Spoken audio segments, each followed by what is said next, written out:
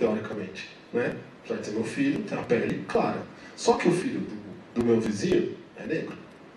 E eu sei que o meu filho vai ter muito mais privilégio que o filho dele. Eu sei que meu filho vai ter muito mais privilégio que o filho dele. Morando no mesmo lugar. Mora no mesmo lugar. Na hora de entrevista de emprego, na hora de entrar e sair da escola, na hora de entrar e sair de uma loja, na hora de entrar e sair, de entrar no shopping e sair do shopping, na hora da abordagem da polícia, na hora de tratar com uma outra pessoa. Meu filho vai ter outros privilégios, morando no mesmo lugar. Por isso que a questão de classe, ela existe, a gente sabe, mas o racismo ele supera essas coisas. Né? O racismo ele é maior, porque o moleque preto pobre sofre mais que o moleque branco pobre. Isso é dito, eu vou passar para a Débora que está acabando.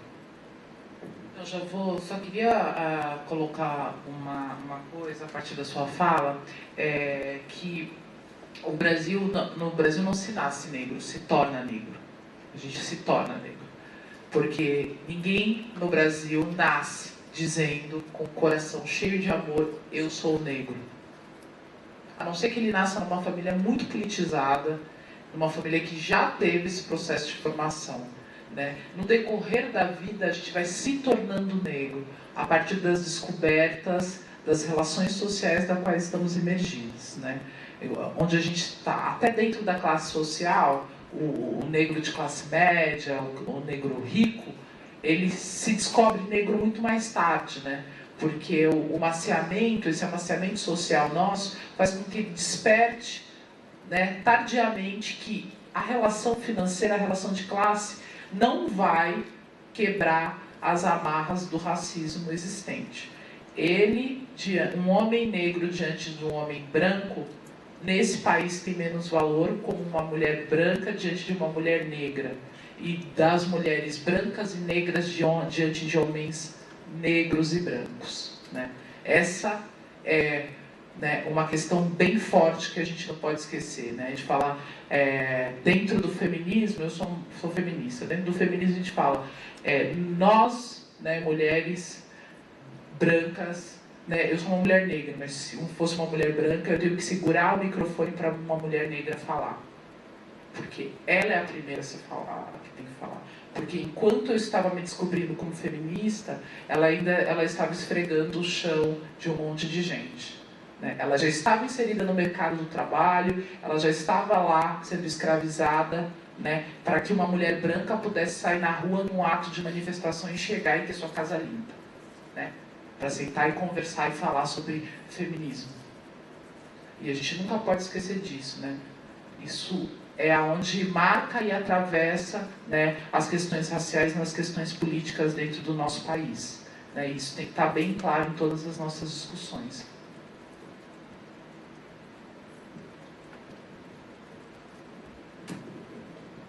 Gente, a gente já falou um pouquinho. Alguém tem uma pergunta? Vamos abrir para as perguntas agora. Alguém tem uma pergunta?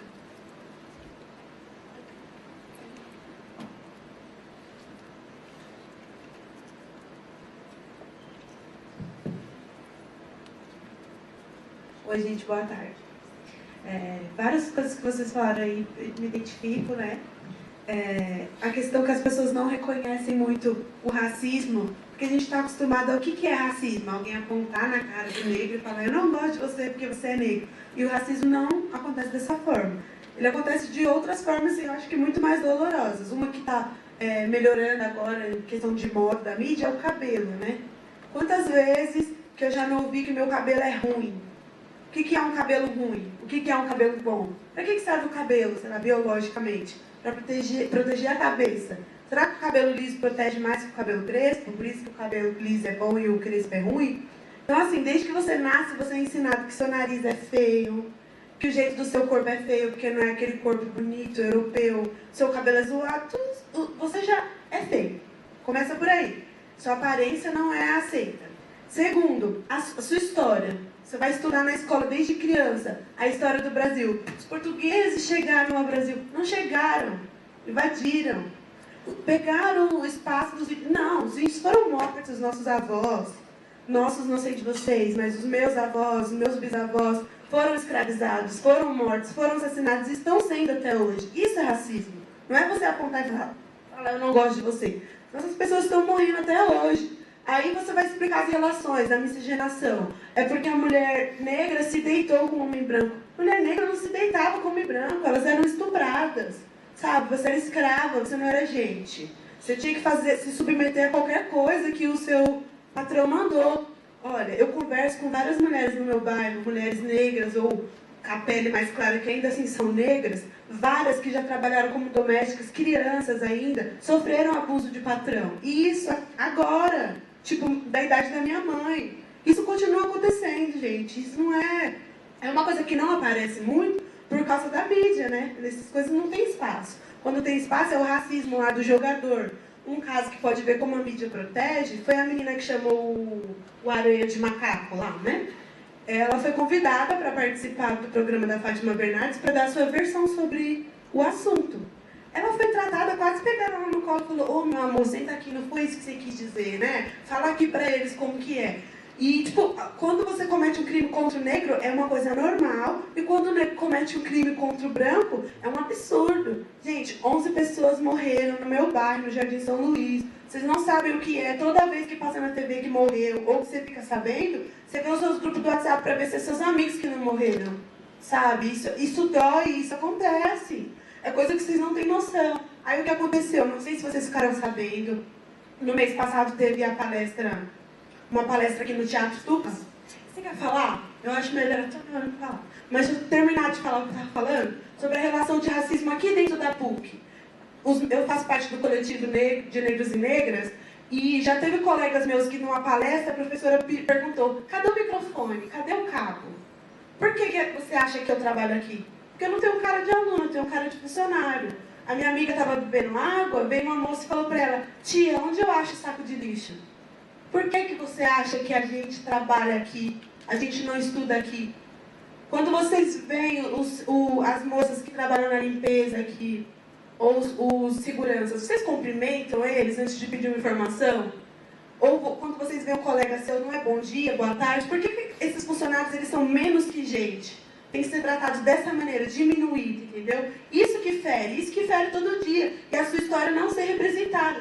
É muito triste eu não saber, aliás, de onde veio minha bisavó, o meu bisavô. Porque quando a gente foi escravizado, foi trazido como bicho, misturado. Você não tem reconhecimento da sua história. Que é legal, né? Que vocês têm um sobrenome, porque meu avô é italiano. A gente não tem nem isso. Nem a nossa história. A gente não sabe, não conhece, sabe? É cruel desde sempre. Você é negado a tudo, a seu direito à vida.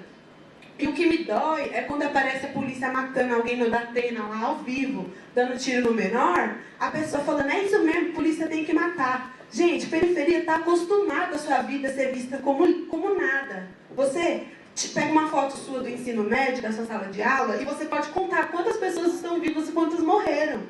Essa é a nossa realidade. Então, se alguém vai cometer um assalto, como que ele vai falar assim: eu não vou matar esse cidadão de bem brasileiro porque eu dou valor à vida? Não tem isso. Você está acostumado à morte. É guerra. É guerra não, é genocídio. Mas eu queria também ressaltar o episódio que aconteceu, que teve muitos alunos do RI que estavam presentes lá no Teatro Tuca, o que aconteceu da... Ai, tô até nervosa. Vou passar o microfone. Depois eu gostaria que você falasse, né? Essa foi a minha pergunta. Eu queria que você narrasse o que aconteceu e o que a gente está passando até hoje por conta desse episódio. Não sei se vocês sabem, no dia 15 desse mês, a PUC Júnior, eles fizeram uma mesa chamada Projetos Assistencialistas, que já começa errado por causa dos assistencialistas. Não sei se vocês sabem, mas assistência social é diferente de assistencialismo. Assistência social é uma política pública e assistencialismo é aquela bondade, a caridade, fazer o bem para as pessoas porque tipo, é uma questão moral. Não é isso que o serviço social prega. E nesse debate eles chamaram 5 pessoas que em nada tem a ver com o serviço social e com os movimentos sociais. Eles trouxeram o Emael, presidente do Partido Democrata Cristão. Eles trouxeram o Leandro Narlock, um economista e blogueiro da Veja. Trouxeram um economista do Banco Mundial.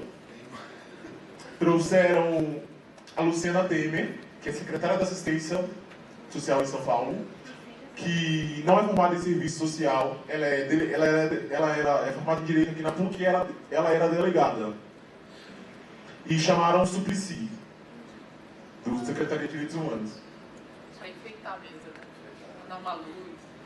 Sim,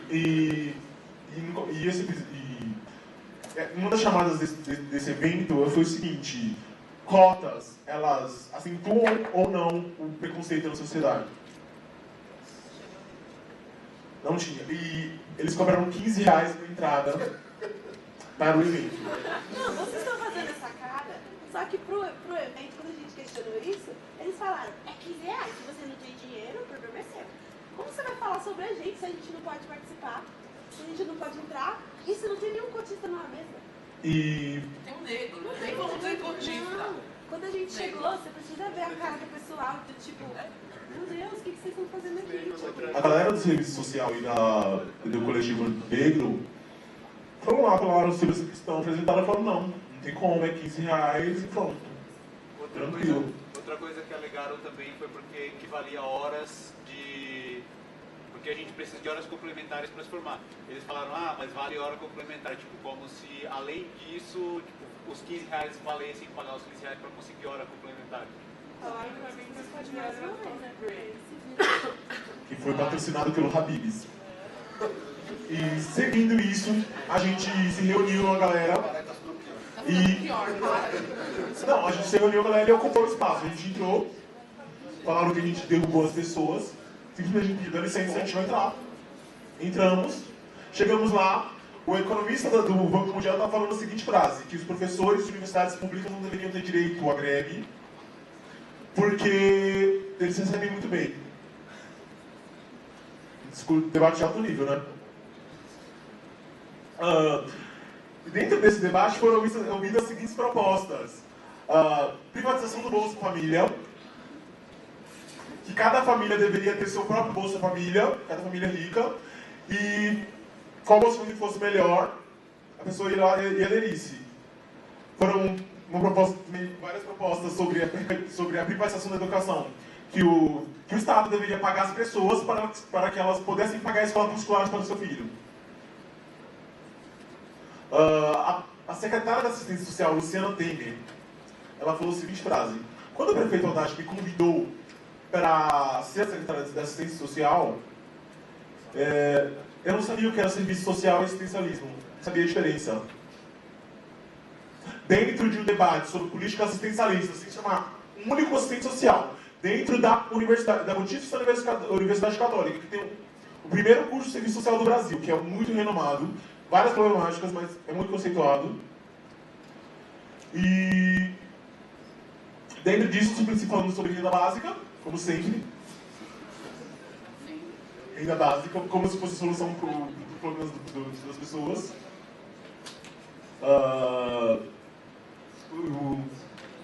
O Emael falando que o pai dele falou com o prefeito para ele ter escola, para ele poder estudar.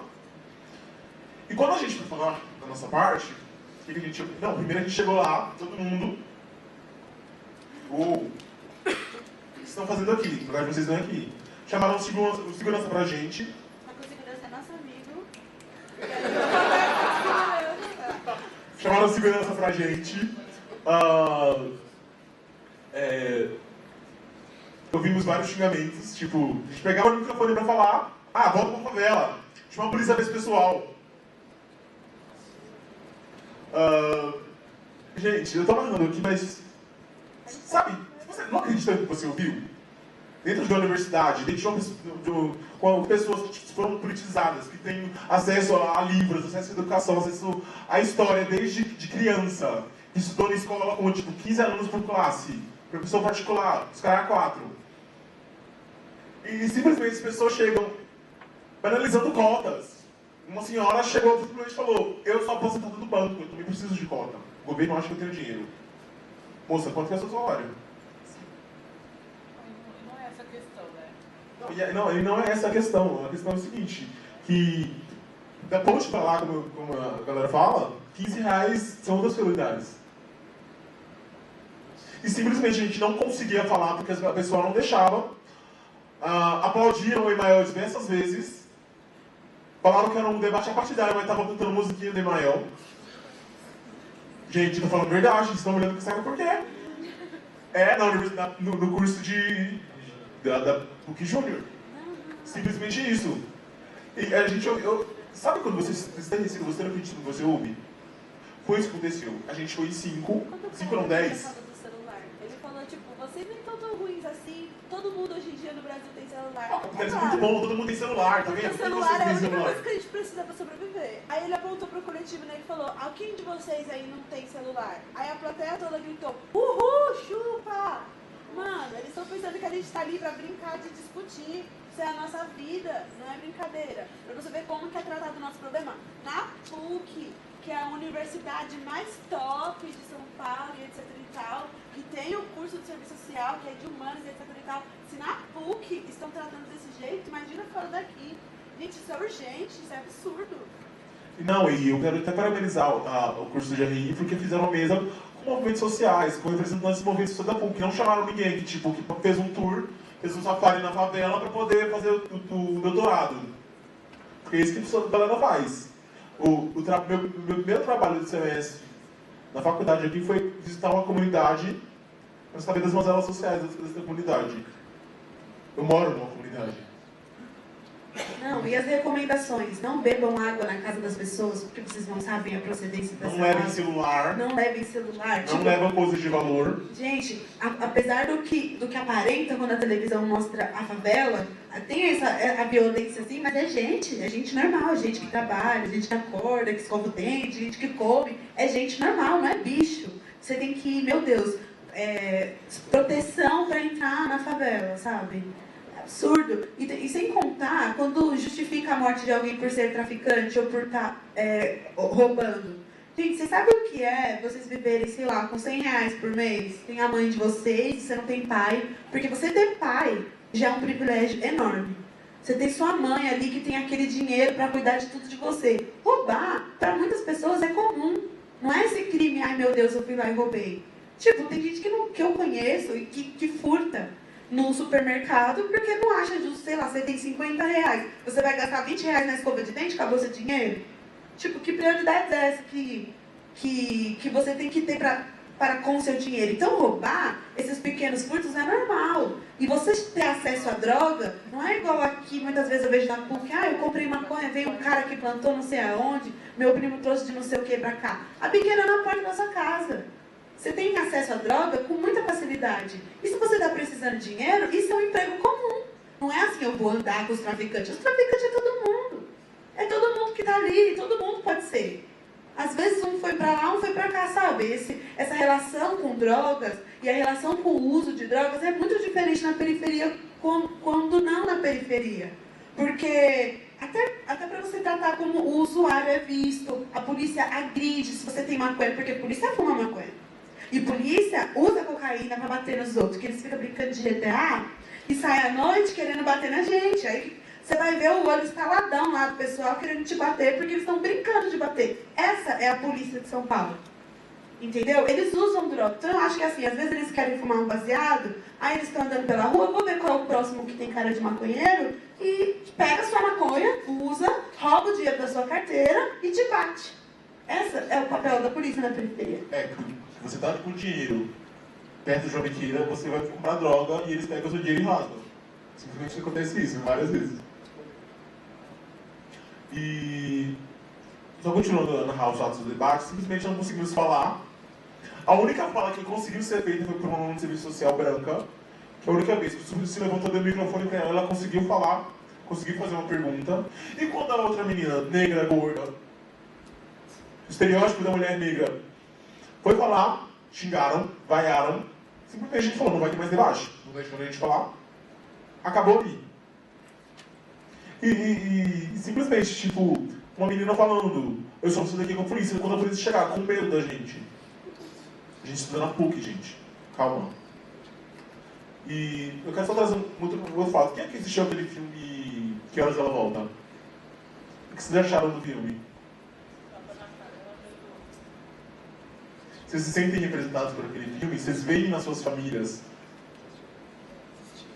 o que acontece naquele filme?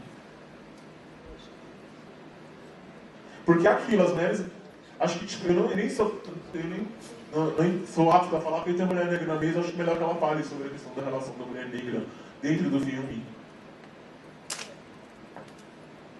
Eu acho que quando eu terminei de assistir o filme, eu achei que o filme não era pra mim, assim. Devia ter uma legenda na frente, classe média, só pra classe média, tipo, o filme não me representa, porque é um filme tentando fazer um pouco esse amaciamento que a gente está falando com essas relações, né? Ele não é um filme representativo desse debate. Mas eu acho que é mais importante a gente frisar algumas coisas, porque assim, a discussão sobre o racismo, ela está pautada sobre valores, né? Não necessariamente não é só a questão de ser branco ou negro que compõe esse debate. Isso é importante, porque também a ideia não é fazer uma briga a partir das cores, né? A gente vai brigar, mas o que essa questão racial compõe de valores na nossa sociedade, né? Eu acho que esse debate que teve aqui, que vocês estavam relatando, é esse processo. Não, é um grupo branco se senta para discutir os seus próprios valores. E aí lógico que você vai encontrar patriarcalismo, você vai encontrar uma sociedade que está discutindo a partir desses valores patriarcais, né, heterossexual, com diversos valores religiosos embutidos e tal, e que vai ser muito mais difícil você colocar qualquer outra relação de discussão, porque senão teria uma oposição na mesa a esse debate, né? E é isso que a gente enfrenta politicamente, na verdade, né? É isso que a gente enfrenta nas bancadas políticas por aí, é esse tipo de muro que impede o desenvolvimento de diversas políticas. Pessoas, e assim, gente, eu li uma vez, lógico que isso é claro, mas eu tenho o costume de ler a Carta Capital, e no ano novo, para 2014, a Carta Capital fez uma matéria falando que a nossa classe alta é a classe que menos estuda no mundo, né? Saber o que é restauração de um povo que você não sabe quem é, né? Saber que cotas está ligado à humilhação que o povo passou durante séculos, onde a humanidade é culpada pela sua escravização, morte, separação da família, tratamento animal, né? Quem não conhece vai ver Vênus Negra, sobre o que foi a vida dessa mulher, o que foi a exibição do uso humano durante todos os anos de 1710 em diante, a exibição dos negros na França e na Inglaterra, né? Todo esse processo de reconhecimento como as qualidades de uma população como patologia é uma construção acadêmica, imagética, que atravessa toda a população brasileira, né? Falar sobre isso é mais do que necessário, é importantíssimo para o desenvolvimento da nossa sociedade. Não é só importante para os negros, é importante para todos, né? Porque não dá para falar de desenvolvimento intelectual, de conhecimento subjetivo, falar de Freud, falar de Foucault, principalmente, né? Foucault nem se fala, não vai nem pegar no livro dele, né?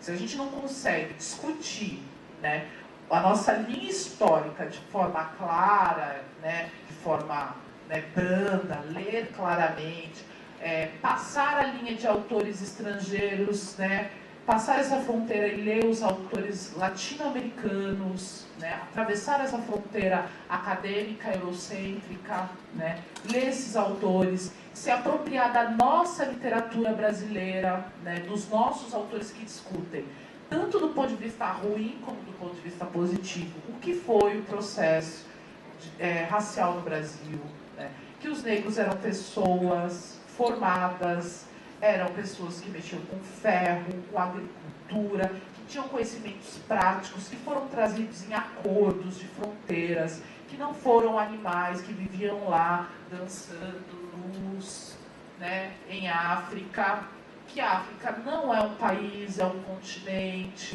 e que isso né? Multiplica o debate sobre a questão racial do Brasil, né? A gente não tem, como ela falou, a gente não tem só que descobrir que a gente é negro, a gente tem que descobrir de que etnia, porque negro não é uma qualidade, negro é o nome que nos deram a partir do momento que entraram em África e nos tiraram. Nós somos Queto, né? Nós somos Angola, né? Nós somos Mali, nós somos diversos grupos sociais, né?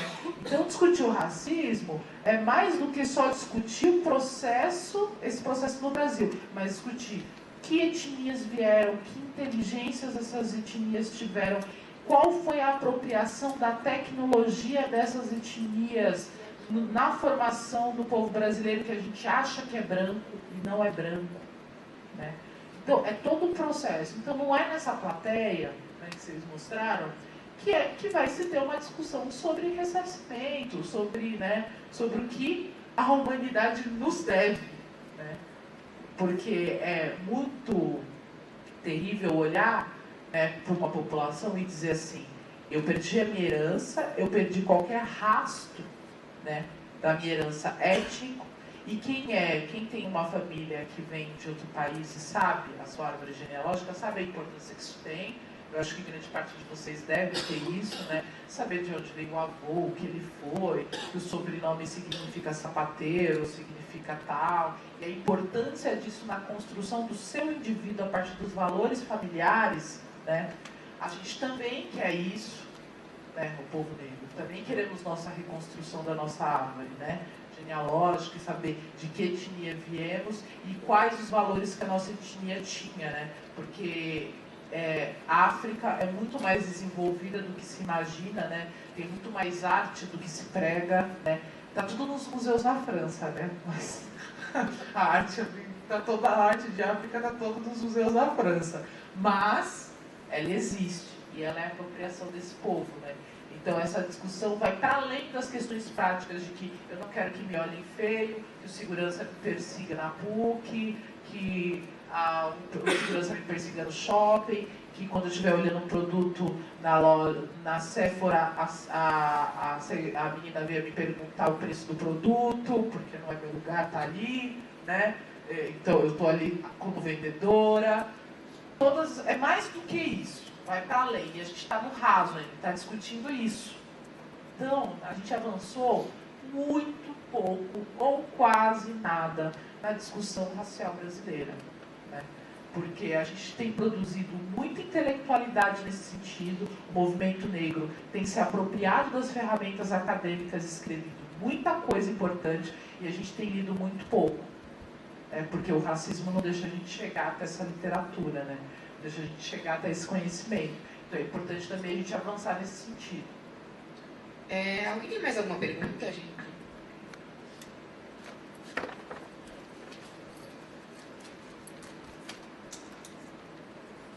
Oi, boa tarde. Meu nome é Pedro, sou aluno do curso de Relações Internacionais. Eu só queria falar que eu me identifiquei com o que a companheira falou ali, com o que a mesa falou. Eu passei por situações como essa, eu posso, não é mera ilustração, acho que isso é a nossa realidade. Do carro do meu primo separado, porque ele é branco, ele estava com 2 amigos negros no carro, a polícia parou porque queria saber se não se tratava de um sequestro. E eles conseguiram sair de lá, porque meu primo tinha foto deles no celular, fotos antigas, foto deles com os filhos, para provar que eles eram amigos, senão eles não tinham saído de lá. Então, eu acho que isso é real, não é mera ilustração, sabe? Acho que a gente se identifica, principalmente os paulistas, os bolsistas, que são os negros que estão aqui na sala, que eu posso ver. Acho que dá para se identificar com essa realidade. E eu queria perguntar para a mesa, para todos que estão na mesa, o que vocês podiam falar para a gente sobre os autos de resistência, que eu entendo como a desculpa da polícia militar para matar, e sobre as audiências de custódia que o Brasil não conseguiu levar à frente até agora. Obrigado. Boa. Vou falar um pouco sobre autos de resistência. Posso falar antes? Desculpa. Eu só queria falar a frase que o Haddad falou pra gente. Isso não é uma coisa contra o prefeito municipal, não, né? É que o Alckmin não participa de nada. Ele não se põe a falar com ninguém. Senão, provavelmente teríamos frases deles também, porque ele é o chefe da polícia. Mas ele não se coloca publicamente para falar com ninguém. Então, por isso que a gente fala mais do Haddad, porque em todas as condições ele pelo menos senta com a população, nem para falar, mesmo que ele fale coisas que não tem nada a ver, mas ele senta para conversar com a população. E a gente estava na audiência e foi feita a pergunta do auto de resistência. Aí ele diz que era contra o auto de resistência, né? E que 20 milhões, tá certo o número que eu falei? 20 milhões? Ele tinha tirado do auto de resistência de investir 20 milhões, era parte do investimento da operação delegada. E é verdade, eu confundi, era a operação delegada. E que... Peraí, ele explica. E que ele tinha dado para a polícia. Para a GCM. Que é a mesma coisa. Ele falou, eu tirei da operação e pus na GCM. E a gente, hã? O que você faz com dinheiro de uma política que não é? Você compra colete? Não, você dá para a polícia. Então, não responde. Só pode ser que o governo não se responde. Bom, auto de resistência é a desculpa que a polícia dá para matar. Então, todo confronto, a polícia... vou dar um exemplo. Então, eu tenho tinha um amigo, né, que estava andando de carro no bairro, foi parado pela rota. Ele e mais um amigo meu, 2 amigos meus, o Buba e o Gustavo. Parado pela rota. A rota colocou os dois no carro, na viatura, e foi dirigindo o carro que eles estavam, certo? Andaram o bairro inteiro, chegaram na favela, numa rua sem saída, e executaram os dois. Só que na hora de executar, ele pegou um revólver que estava na viatura, colocou na mão dos moleques e atirou para cima. E então caracterizou um auto de resistência. Se caracterizou que o moleque atirou nele, ele atirou no moleque. Só que ele executou os 2 moleques ajoelhados. Né? Muita gente viu, inclusive. Muita gente viu. Isso é um auto de resistência. Em São Paulo, desde o ano passado, não tem o auto de resistência. A polícia tirou o auto de resistência do boletim lá que eles têm que preencher. Isso não adiantou nada, porque no passado a polícia matou mais do que há 10 anos o maior índice de morte por policiais da história, e esse ano ela ultrapassou mais de 200% do ano passado, no mesmo período. Então, o nome que se dá ao que a polícia faz, pouco importa. Né? O movimento negro luta sobre o auto de resistência há algum tempo, é uma conquista que eu valorizo, na verdade, porque é um passo a mais que se dá para caracterizar que a polícia ela extermina o jovem na periferia. Então está ficando mais claro essas coisas, está mais difícil. O pessoal filmou outro dia, né? 2 moleques também, que a gente visitou a família dos meninos, filmou a perseguição da moto, né? Aí parou, o policial também forjou auto de resistência aquela hora, queria matar o moleque. Os moleques estavam ali e a gente conversou com eles, eles falaram assim, eles falaram que a gente ia morrer, que a gente ia dar ao vivo. E depois que a gente conversou com eles, ele falou que não, o policial falava que ia matar a gente, que a gente ia dar um rolê de viatura e ia matar a gente. Os 2 moleques falavam. E isso só mudou depois que ele falou que era sobrinho de um polícia, aí mudou tudo. Aí o SAMU chegou em 10 minutos e falou, não, vocês vão morrer, para ficar tranquilo. E resolveu. Enfim, o auto de resistência é isso. E as audiências de custódia, cara, o Estado, eu não acredito, nem na justiça e nem no Estado. Nem na justiça do Estado e nem no Estado próprio, eu não acredito. Porque para mim o Estado, ele prende um tipo de gente, um tipo de crime, um tipo de, sabe? Um tipo, mais de 80% são negros, mais de 60% é por pequenos... são 4 crimes que estão presentes encarcerados, pequena quantidade de droga, a maioria dos jovens são presos com pequena quantidade de droga, enfim. Existe um tipo de gente que pode ser presa, que pode ser morta, e esse tipo de gente que não pode.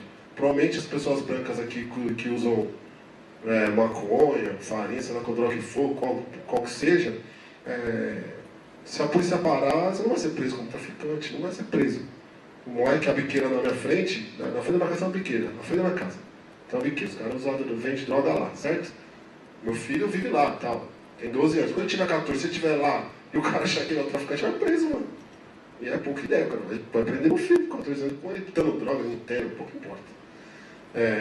E os policiais lá colocam revólver na boca do moleque, faz o moleque comer o dinheiro, comer maconha, comer, né? Faz o moleque comer. Ah, você tá com dinheiro? Então come. Ah, você coloca o revólver na boca, abre a boca. Coloca o revólver na boca e engatilha o revólver assim. GCM faz isso. A polícia do Haddad. Não é só a polícia do Alckmin que faz. O militarismo ele está no Estado, seja ele qual for, né? Seja ele o Estado que for, o Estado de qualquer jeito. Então, o que eu queria dizer é isso. Primeiro que o auto de resistência não ajudou muito, né? Apesar de ser um passo importante, pode ser que o auto de resistência dê outros passos a partir dele. E é isso. Não consigo acreditar nessa justiça que a gente tem, sabe? Acho que ter um juiz julgando um moleque, um juiz que a gente tem, que vem do lugar que vem, né? O juiz vem dessa plateia lá, a plateia que estava naquele dia, é o juiz que vai julgar o moleque preto que está lá, é ele que vai julgar. E o promotor público também é ele. Né? Então vai ter o promotor acusando, né? O defensor numa luta do cara para tentar salvar o moleque, e o juiz vai julgar isso. E o juiz vem desse lugar aí, com esse discurso. Esse é o juiz que a gente tem, é dessa classe social, desse lugar. Ele que vai julgar o moleque. E normalmente o que a gente tem visto é que o moleque está preso. Seja na Fundação Casa, né? Seja em qualquer outro lugar, o moleque está preso. E a nossa luta, que a gente, o nosso coletivo principalmente, a gente luta na nossa base, né? Tá aqui, na verdade, pra gente é um pouco estranho, inclusive, né? A gente não costuma fazer, porque a gente acredita que é com os nossos que a gente vai mudar, né? Quando a minha mãe não tiver no discurso do Datena, né? A minha família, os meus, né? Quando a gente conseguir mudar isso, aí a gente vai conseguir discutir com esses caras, com mais gente, a gente vai ter mais pressão. Acho que é isso. Eu acho que também existe uma questão forte que a gente tem de um medo de novas formas de escravização do povo, né? Existem várias formas de você escravizar um povo, de você manter ele a serviço de uma política não humanizada, né? Encher as cadeias de jovens e terceirizar essa cadeia e fazer desse jovem mão de obra barata de trabalho é uma forma de escravização. Não está muito longe do que grande parte da opinião pública acha que um preso tem que viver. Que ele tem que estar na cadeia, trabalhando e dar alguma coisa para a sociedade. Dentro desse discurso cabe a escravidão, cabe a exploração da mão de obra nos seus melhores anos, que é a juventude, e por isso que o encarceramento da juventude também faz parte de uma política de exploração. As cadeias ainda não foram terceirizadas porque ainda não se instaurou essa política, mas ela está aí fazendo discurso, querendo tirar presidente, ela está plantando essa semente que vai ser cada vez mais a exploração do povo pobre, seja dentro dos presídios, seja nas ruas, seja na forma de trabalho que está sendo direcionada para a nossa população. Lembrando que o número de hoje de pessoas pobres dentro das universidades não faz nem cosquinha, né, gente? Eu queria falar uma coisa aqui, vou citar um exemplo rapidinho. Tem uma proposta no Senado lá, história de alteração do ECA, certo? Então, a alteração do ECA não é muito bem vista, porque dizem que é lei pétrea, não sei o quê. E aí... o ECA todo mundo conhece. Estatuto do Adolescente, ECA. Então, a alteração do ECA que ia mudar... Então, a primeira é a redução da mandante penal, certo? E aí eles viram que a redução é uma lei pétrea, difícil de alterar e tal, muita treta, não vai rolar. Então eles propuseram, o governo Alckmin, através do seu partido, propôs no Congresso lá, que alterasse a pena de... Hoje o menino, quando entra na fundação, com 12 anos, ele cumpre crimes hediondos, seja qual for, ele cumpre 3, acho que é. 3 anos. São 3 tipos de medida, mas o crime hediondo ele é o que mais cumpre, acho que são 4 anos. São 4 anos. São 4 anos. E aí, a proposta é que altere para 8. Né? Então, 8 anos. E o governo federal, a situação, né, o partido e sua base, apoiaram essa medida. Eles não querem alteração do ECA, mas querem isso. Quer dizer, meu filho tem 12 anos. Se ele fizer uma merda que qualquer um pode fazer, ele vai ficar até os 20 presos. Tudo bem. No meio do caminho, Haddad disse que é a favor disso. Certo? Haddad se diz a favor. E nós, movimentos, o primeiro passo foi, enquanto isso não mudar, a gente não conversa mais com o governo. Certo? Enquanto isso não tiver uma posição do governo com relação a isso, a gente não conversa. E aí, a pressão de um monte de movimento, o coordenador de juventude, o Claudinho, que é o primeiro negro a ocupar um cargo desse na história da cidade de São Paulo, negro favelado, mora na favela do Monte Azul, primeiro na história da cidade, a ser coordenador de juventude em São Paulo. O Claudinho, inclusive, falou isso para o ex-FEBEM, Claudinho, morador de rua, crachate, enfim, uma história muito louca.